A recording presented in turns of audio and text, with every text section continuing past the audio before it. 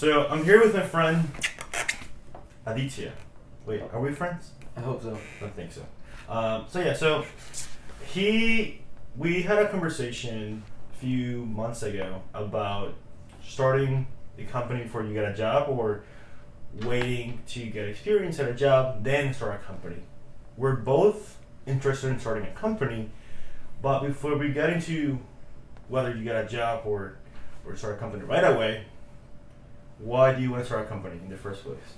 Why would I want to start a company? Yeah, why? Well, obviously I'd want to start a company because I wouldn't want to slave for somebody else, in the sense that work for somebody else and make money for somebody else with a small fraction from what I'm earning. That seems like a really monotonous lifestyle. So obviously I wouldn't want to be part of any of that, and I don't want to start my own company. But for other reasons, I would want to work in a job first and then start a firm of my own. Okay, we'll get into that.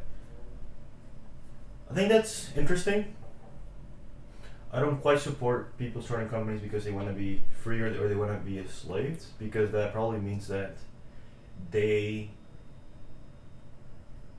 probably are not willing to be humble enough to go get a job before. Mm-hmm. And I think there's this culture of our culture is basically, just be your own boss and do your own thing. But in reality, I think we should be humble enough to, hey, we don't know much, and we should be humble enough to say, hey, maybe you should get a job.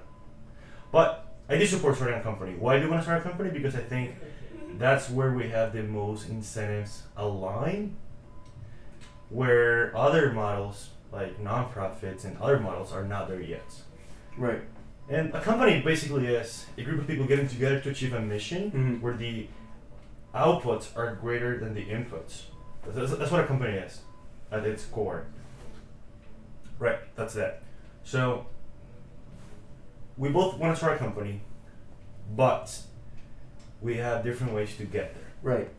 Definitely. You want to start a company by getting a job first, getting the experience, being all ready, then starting one. Right. So why is that? So as you said earlier, also be your own boss is obviously just one aspect. What I meant was what if you're when you want to do what you love, you can do that through also a job and also a business. But what I was saying is business also gives you that plus advantage of being your own boss. But obviously that's not the main aspect of why you would want to start a business. Obviously it's for creating something that you've envisioned and you want to put out in the world. And you asked why I would want to start a job before I'd start a company. So the chances, it's a really common fact, 9 out of 10 of the startups do fail. That's a very common fact, and it's a really scary one. And a lot of people shouldn't be. Yeah. Continue. Sorry. A lot of people shouldn't be dissuaded by that, but unless if they have certain if we're in college right now, so if you're able to network and get investors and get work under a venture capitalist and able to pitch out your product to them and build that network of what you're doing. For example, we all know we even watched the movie of Mark Zuckerberg, how he did it. So even if you're not doing it to that extent, you should be able to have a network of people before you eventually start your own company and you're not going to do a job. For example, why I would want to do a job? First of all, if it's an industry that I want to go into, suppose I want to start my own consulting firm. So I would want to work under the best first, and then get the experience of how how my bosses are able to handle their own multi-behemoth of a banking company, for example, and learn from that. They're let's say, so I'm giving the example of consulting. Learn from that example of how they're able to manage their clients in that aspect, and also you're also in the sense of learning experience, you're also getting capital on the second hand. So you're not starting off with nothing. So even if your business fails, that you start after let's say doing a job, you can keep on starting again and again and again. While whereas if you start a company and if that you always have to think about the second route, and if that does not go well, then it's gonna be hard for you to keep on starting other businesses, and that's gonna maybe end your startup dream. And also coming out of college, it's not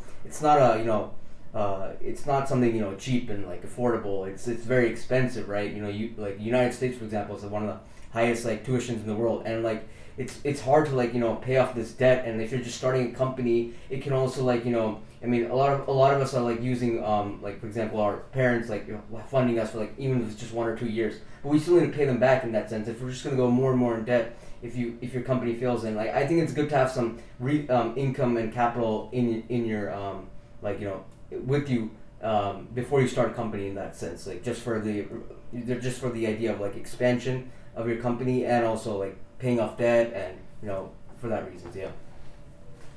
To summarize everything you said, because you said a lot. Yeah. Which there are a lot of good points that I disagree and agree on. Right. But to summarize what you said, and let me know if I'm wrong or I'm right. Why would you want to get a job before starting a company? First, network. Second, having the experience. Yeah. Third, having the capital, financial backup. Right. You got it. Yeah. That's the money, resources, whatever. Yeah. Perfect. Anything else you would add to those 3 things? No, I don't think so. Yeah. Okay. First one that you said was the network. Mm. Why do you need to know people to start a company? You need to know people. In short, like. In short, yeah. You need to know people because like I think it gives you the better chances of like understanding how to do like from experience from people who are more experienced, and then you have a higher chances of like you're able to like learn from the best in the sense. So like I think it's good to also like, and if you want to have like other partners in the sense of like helping you build your own, what if it's a common goal and vision and goal, like you all can achieve that, and I think it's better if you like work together in that sense. And also if you ever run into difficulties, you always have like a network of people that from here and there can get you what you're trying to achieve. I think that's a really great network. That's why, for example, we join like clubs and RSOs in university for that reason of like achieving a common goal. Same thing applies to business in my like view, because it can help you to get where you want. Okay, I agree and I disagree with you on that point. Network. Here's the thing. That's something that everyone says that you should do in the world, like network. But few people ask themselves, why is that important in the first place? In our world today, there are some cases where that's not needed anymore, right? You think Mark Zuckerberg, in your case, for example, you think he knew the investors in Silicon Valley? Of course he didn't. However, we have email. However, we have ways to get to that level of people. However, Mark Zuckerberg is such an outlier that it's basically a non-example. Right. But it's a good example to talk about this. The other thing that you said is that, it's a good way to learn from the people. Sure. But again, we live in a different age where we can go to the internet and read blogs, read articles, read books, read whatever to accelerate the learning curve. Right. Is that important? Sure. But I do agree with you that we need to know people because there are certain opportunities and things that are not available in the internet. And there are certain things that you get only through knowing two people. Again, it's all about context. Second thing that you said, having the experience. Why is that important? So experience is like obvious reasons, like and before you say anything, it's like experience / credibility. Yeah. Because that's something that people get to. So like experience, why I say experience is that like you're getting a hands-on experience of like what you're doing. So like that until like it gives you a better chance of like being confident in what you're trying to achieve, because you've already like done like something in your field of what your business of the business that you plan to do. So like that gives you more technical skills. It sharpens that, and also it gives you just better business and like analysis skills in that sense. Like for example, like joining like clubs and RSOs here, we're sharpening all our other skills that we want to do for like in a job. In that sense, I believe it's in the same way in the job you can sharpen these skills. And I'm not saying you have to work like 4 or 5 years. I'm just like 2-3 years, even for 1 year. If you're able to sharpen like these skills and learn like anything that the corporate world has to offer, you going into a business, you being a potential for Fortune 100, you know how to hire people, you know what kind of people to hire, you know what kind of people to learn from. You, and obviously the network is also like under the experience part. So in all these aspects, that's why I believe that experience is necessary for you to start a firm. Like you have a higher chance when you're learning something more. You have a higher chance of succeeding, right? That's what I'm trying to say. Okay. I understand the point that some people. I'm only saying that a person should get a job if they're not going to go into a risk of. if they're not going to if they're not going to go into risk of being like comfortable with their cushy high paying job, for example. Yep. That's something that nobody should go into. If they know they're gonna feel like that, then and if their ultimate dream and goal is to start a business, then they're not the kind of people who should be going into a job in that sense, because they like it might be something that's kind of like addicting. I'm getting this high paying job. I'm living my comfortable life. Why should I do a business? Like, I'm just gonna go climb up the corporate ladder. Even if I'm a boss, I'll handle this like all this and like that. That'll be like running my own business, but it's not your thing, right? It's not your thing. So, like, for example, that's what I'm trying to say. Like, I'm not recommending for people who I just recommend it for people who know that they're gonna start their business, and then they get that experience, sharpen it up, leave, and just like skyrocket off to what they're trying to do. Yeah. Well, just take it easy. Yeah. Okay. So, number 2, you said experience. You need. Oh, okay. So it gives you very chances of like of knowing what you do and learning from experience in the corporate world. Yeah. Sure, that's often true and that's often good, but I tend to avoid stuff like this because sure you learn how they do it, but is that the right way to do it? Like, is that the most optimal way to hire people to do things? So it's basically learning by analogy, which often is not good because you're not asking yourself, okay, the way to hire people is to do X, Y, and Z. But why X, Y, and Z? Is that the most optimal way to do it? Is that the cheapest way to do it? That's why when you go and get the experience and all that, sure, you know how to do things, but maybe you don't know how to do things in the right way, in the most optimal way. Mm-hmm. So you're learning by analogy, by copying other people. I'm not saying you shouldn't copy other people because if they done it, if it works, I mean, great. But often, a lot of times, you can just, hey, I can do this better. And not necessarily by copying other people. And that's why startups from 2-3 people are able to destroy the massive companies. Right. And no other reasons as well, of course. Mm. The other point you said the last point was financial security. Having the money, resources, and all of that to save. And this one, I'm going to go first, quickly. Yeah.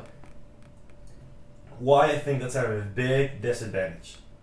When you have money, when you have the resources, you're not gonna be as creative enough to do more with less. Elaborate. For example, let's say you have money. Let's say you have money, for example, or something, and let's say you're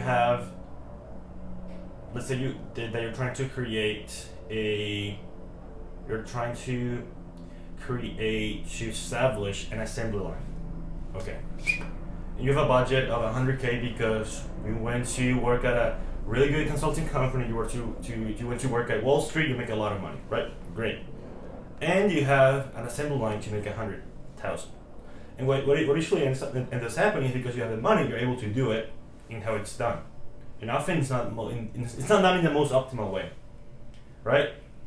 And it's not done in the best way that could be done. But when you have, let's say you have nothing, you just graduated from college and you just have the ambition, the inspiration to do it, you have nothing, you can actually do it for less and better. So when I say that to do things with less money, less resources, you get more creative to do things when you don't have with them. less money because it gives you a way to see the world in a different way than when you have the resources and the money and all that. It's not coincidence that when that like rich families, like wealthy family, by the third generation they have nothing. It's the same thing. The person who built that wealth was actually the first generation because they didn't have anything. Yeah. And because they didn't have anything, they were able to see what it's like, to work hard, to value it, and see how to do things. Similar approach to what happens with companies, and that's why I'm hesitant of doing that. Because like you said, when you get a high-paying job, it's gonna be less likely that you're gonna go live in a studio apartment and have a less comfortable life. They're like, now I'm gonna start a business. Starting a business is hard, like you just said, and like giving up your job and maybe you have obligations like a mortgage, family, etc. You're not gonna do it. You're less likely to do it. Why do you think you should still get a job? Or why do you think you still need the security? Like the points you made are very like they sound like excellent. Like it sounds like something like out of like what like any like billionaire like who just started their company out of college would say. But sure. But like I don't like the practicality of it is that like as you said like there are debts and stuff and you're like the incentives are going to be low in starting your own company when you're doing a job. But like even like people who really want to start a business and they're not most people want to start a business they're not going to be happy doing a job because like they don't want to work for somebody else. So like if those people are really determined, I'm talking about people who are really determined to eventually start a business. If they're able to get, if they're able to get some capital, that's not because of like them having a safety kind of thing. It's also because like with that capital, they can expand their business even more with more like resources. And this is only for, as I said, this is only for people who like aren't going to be comfortable with a job, but only doing a job in the means of just removing all that debt, so you can just have like your eyes and goal and just growing a business. You don't have to worry about any debts and all that stuff that is going to hinder your business if you were not like going to get a high paying job for like a year or two and just start a business. That's my opinion on that. But sometimes that debt pushes you to work harder and do things more effectively. Right. So that's not necessarily bad. Alexander Hamilton was the guy who thought, hey, maybe if we give debt to other countries, then they want us to do better. Why? Because it's a good way to align the incentives. And look, Alexander Hamilton was from the 1700s. Yes. 300 years. 300 years, 215 is still it still works, right? Right. So something that is not necessarily bad. We have this notion of like debt horrible. Not so much. Not really. It depends. It's all about context. But I do think that what you said about getting a so you said something about getting a more capital, for example, to like expand your business more. Right. Okay. Exactly. Yeah. That's actually a really good point. So we have someone like Elon Musk. Right? Great example. Yeah. He made about $300 million, 180 or something like that from PayPal, and he invested all of that into his businesses. Right. What's the number of people who are able to do that, or who are willing to do that? Very few. Very few. What most people do is that they start angel investing in venture capital, and they have savings, but they're not gonna go all in. And the number of crazy people like him who do that, he actually succeed is very low. Just like Elon Musk, he's been almost like failing, like very close to failing all the time. Because it's always very risky. Yeah. However, there are people who do it. Again, the number of people who do it, it's low because when you're comfortable, you're not going to do it. And it goes back to the idea of survival of the fittest from Charles Darwin. Right. Like the strongest, and the people who are going to like work the hardest are not going to be the most comfortable ones. Are probably the people who came from like not so much money and they don't have the means and for example we've seen that a lot of sort of founders were just willing to eat dirt per se, and because of that pushes them to work even harder, because if you're comfortable already, why would you want to work harder? Right. Even if you're creative, or if you have the mission, if you have the inspiration, you're not gonna do it. Because you're less likely to do it. Right. I think that's a good way to put it, and I think that shows like the two different perspectives. There's a lot of pros, as you said, like you made great points, and there's a lot of pros and cons of like doing a job before starting your own like a business or firm, and like I do agree that it does give you less like determination to eventually start a job when you're getting a high paying job. You gave a great example of what you said of Alexander Hamilton, but like I do agree with you on some point of that level, what you said, and you've actually convinced me, like in some sort of sense, that I never realized at the point that what you said, that as you said, people are willing to eat dirt and live that kind of lifestyle. But I was assuming that people would want to live a good lifestyle for even that 1 year. So that's kind of why I was saying job. But you gave a great example. For me, it's all about delaying gratification. Like, because the more you wait, the greater the reward will be. Right. Again, because of the reason I told you. Yeah, I'm not trying to like win the argument or anything. Right. I'm trying to see if I'm wrong, and if you're wrong, for me, I wanna be wrong to see if I'm wrong. How can I improve and be better? Right. And you made some arguments that I implementing how I think about things. Yeah. Which I thank you, but.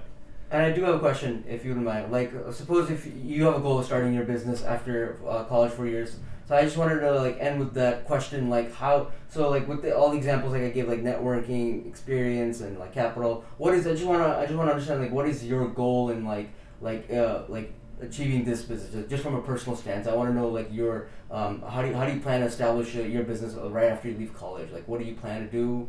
Like how do you plan to do these things? How do you plan to be successful? I just want to learn more about that because like I just wanted to hear somebody who has a different view on going after college. I think it's always easy to like make up a story and like things work in this way, but in reality is that there's a lot of randomness and things you don't know, and what I will tell you right now will probably be different. Maybe I'll end up getting a job just like you.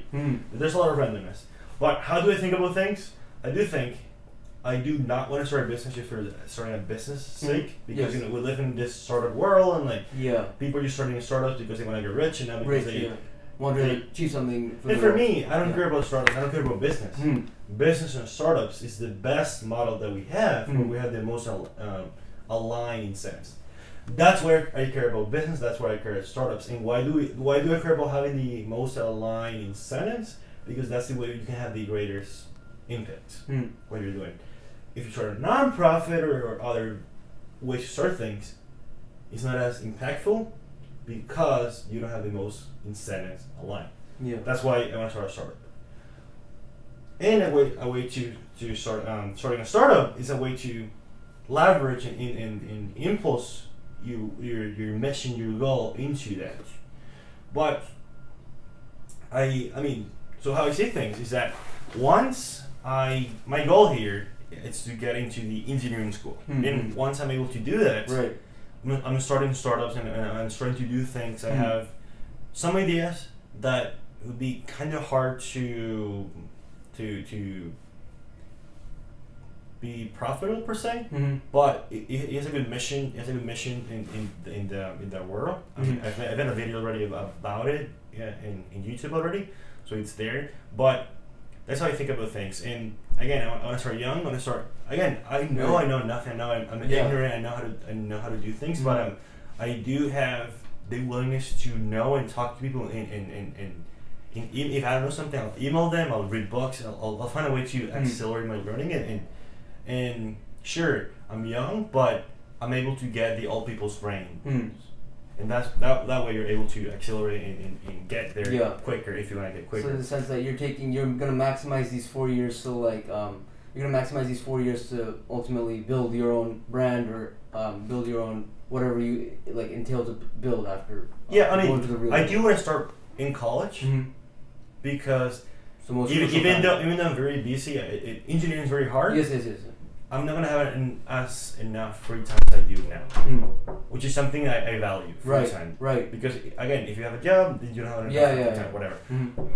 But after, I'm gonna start starting companies, and I'm willing to work for free. I mean, like before, I could have gotten a job and get money, but. I said the opposite. I'm gonna work at startups. And instead of watching, sometimes I would have to pay to even work. I have to pay for food, train. It was expensive, like $10 a month. Like, I would have paying them to work for them. I didn't care. I was learning meeting. I was meeting people. I was learning how to do things. And just being in the environment, which is so like rather than being like part of like a behemoth like Fortune 10 and like having a small like role in that, you'd rather work and getting like some salary, some money out of that. You'd rather work like for free at a small startup where you're able to like learn like a lot more skills because you have a shorter number of less number of people, and you have like more responsibility considering the less number of people. So like that's what you want to like. You're learning from that experience to use for your 4 years afterwards. It depends. Okay. It depends. I think working at a big company, there's still a lot of things that you can learn there. Mm-hmm. But that's something that you don't know. So it depends in how it evolves. But the other thing that you asked, like how thinking about things, is that there's something called the Elon Musk versus Gary Vee approach. Do you know Elon Musk, of course? Do you know Gary Vee? Yeah. No, I'm not aware of the other. Gary Vaynerchuk? No, I'm not aware. I'm sorry. He's very popular in social media, Okay. and he really encourages people to create content and share videos on Instagram, YouTube, and do that, right? So have a successful life through his philosophy could be summarized: having a successful life by creating content in social media. And so that's Gary Vee approach. And the almost approach is so to start. So you have two approaches of life. So I've been thinking a lot about how you can approach your life and how to do things. And I'm on the type of people who think that you should work on important problems in order to do important work.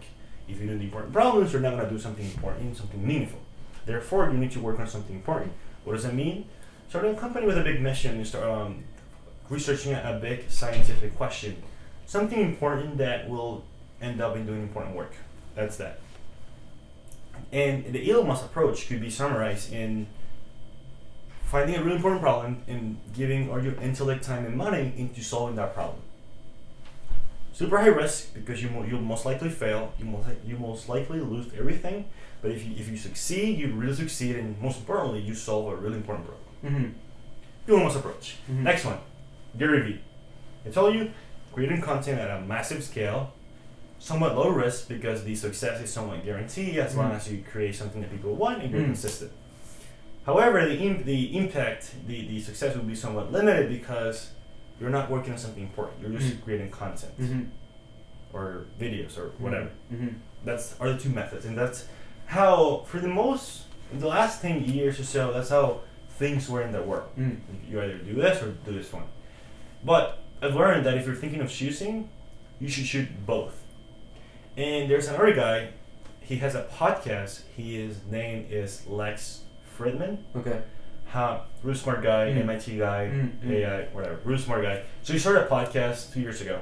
And this guy's a super hard worker. He's published more than 150 episodes in the last 2 years. And he has a following of about 4 million people. This guy has the resources, the money. He's learned how to have a podcast, have a voice, have an audience, which he can sell products to, so on. Which is great. And what I'm thinking is that what he will do, he started with the Gary Vee approach, then he will transition to the Elon Musk approach. In the transition will be way smoother. Right. Because if he start a company, he has 4 million of people who hey, I start a company, buy me these products. Be easier. That's that. And I saw another person who I admire greatly, and he's helped me a lot. David Perel. He's not super well known yet, but he started with the Gary Vee approach on Twitter, newsletters, so on. Then, after he's able to do that, he created a business called Rite of Passage, which basically teaches people to write online. Then, that Rite of Passage started as a writing school, but he wants to be the business school of the future. Which, and he started like angel investing, and I'm sure he will transition to the Elon Musk approach soon. That's how I see things. That's how I'm doing things. And for me, I think it's important. I guess it's easier to transition to the Elon Musk approach. And for me, I'm doing this because I do believe that we need more people to be more ambitious, to be more curious, and to be more optimistic. Right. Do I like making videos and being that public? I do not. I do value privacy and being anonymous in a sense. But I'm willing to... I do believe that by making these videos and stuff like this, people are able to get that perspective and that inspiration to, hey, I can do something differently. And not necessarily about what their peers are doing, which is very limited. Right. Continue.